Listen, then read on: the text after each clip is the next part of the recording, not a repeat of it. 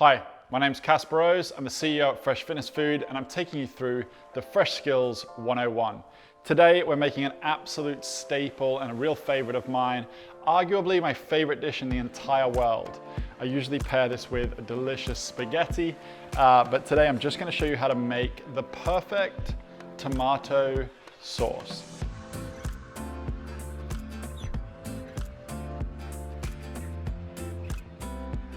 And it is really simple. A couple of things might surprise you a little bit, but I advise you to try it. All you're gonna need is a large brown onion. You're gonna need some whole, I prefer whole. I don't know why, I think I get a little bit of better flavor and a little bit of better texture at the end of the day. And I think they cook a little nicer. But the most important thing is that you want a peeled plum tinned tomato. Then you want a sprinkle of sugar, just a simple caster sugar is ideal.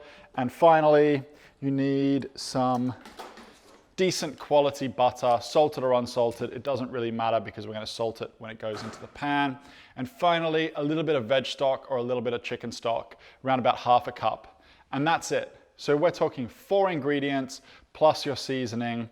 I wouldn't use pepper on this dish. You could maybe add a tiny bit of white pepper for a little bit of aromatic flavor, but ultimately what I'm looking for is the most pure, delicious tomato sauce. I'm not adding any dried herbs.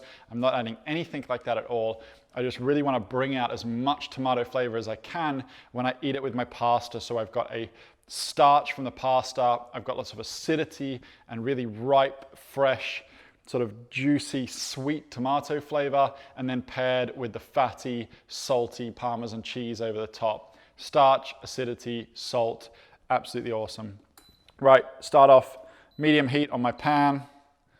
Taking this up on my induction stove here. This could not be easier, guys, but it's a technique-driven dish and you really want to get it right. You're also going to need a blender for this or a food processor. Blender is best shout.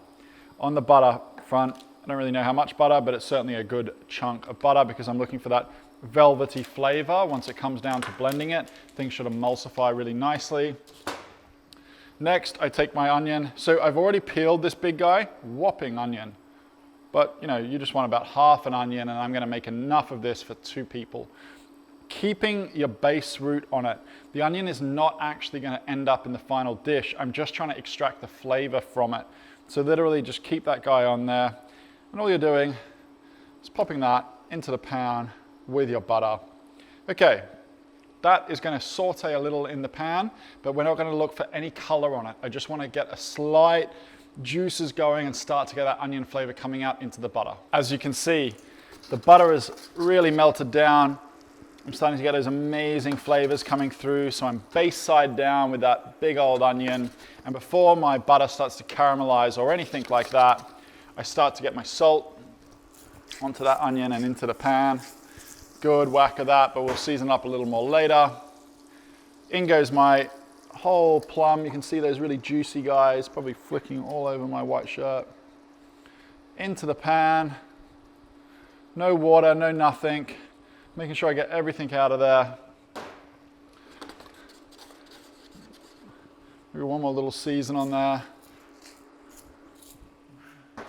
Okay, temperature comes down, medium heat. And at this stage, I'm just gonna let that cook away until I really start to get some richness out of that flavor.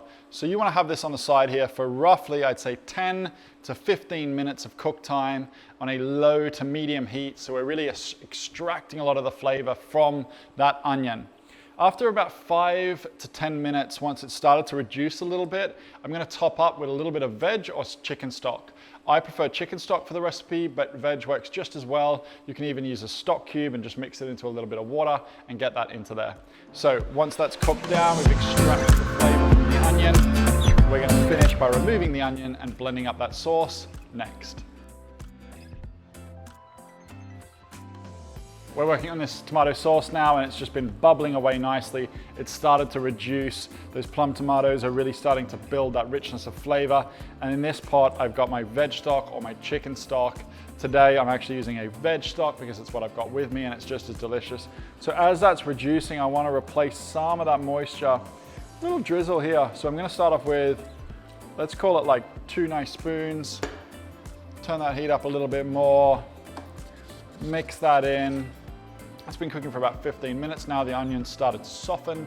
If you can have that onion submerged, that's even better when you're cooking a little bit bigger of a dish. So I'm gonna leave that there again for around about another 10 minutes. Total cooking time on this should be about 30 minutes, starting off with 15, add some water, another 10, add a little bit more stock, and then another 5 to just reduce that a little bit more before we go into a blend with a warm to hot temperature blend, so it nicely emulsifies as we do it.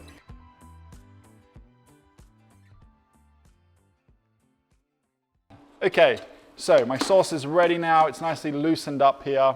And I've got my big old onion here, which I'm just gonna get out of the way. Okay, so I've taken that onion out.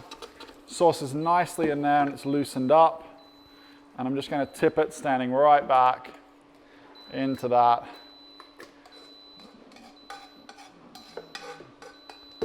Okay, that's popped in. Lid goes on. Cool. Off we go, blending on a low heat to start.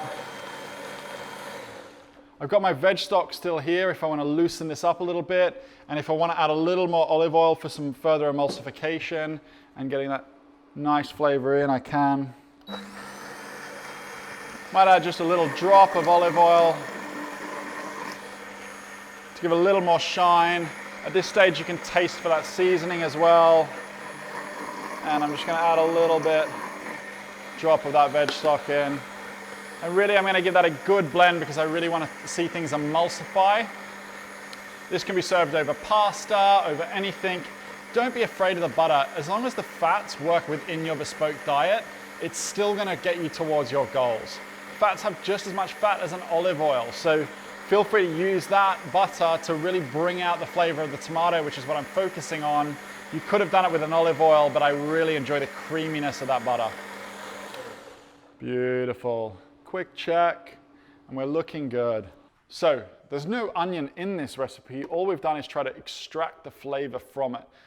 And we can use that onion for something else, maybe even blending it up into a different dip or some kind of a maybe roast pepper hummus or something like that. And now here comes that nice, silky, bright, plum tomato sauce, really making sure we get every little drop of it.